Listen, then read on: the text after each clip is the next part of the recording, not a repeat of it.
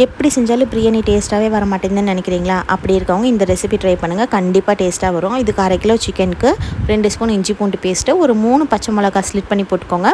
2 தக்காளி பெருசாக இருக்கிறது பழுத்ததை கட் பண்ணி ஆட் பண்ணிவிட்டு, கொஞ்சமாக உப்பு, மஞ்சள் தூள் ஆட் பண்ணிக்கோங்க. 1 ஸ்பூன் கொத்தமல்லி தூள், 1 ஸ்பூன் கரம் மசாலா, மிளகாத்தூள் காரத்துக்கு ஏற்ற மாதிரி ஆட் பண்ணிக்கோங்க. ஒரு கைப்பிடி கொத்தமல்லி தலை, ஒரு கைப்பிடி புதினா தலை, அதுக்கப்புறம் தயிர் 1 கப் ஆட் பண்ணி எல்லாம் மிக்ஸ் பண்ணி மேரினேட் பண்ண விட்டுருங்க.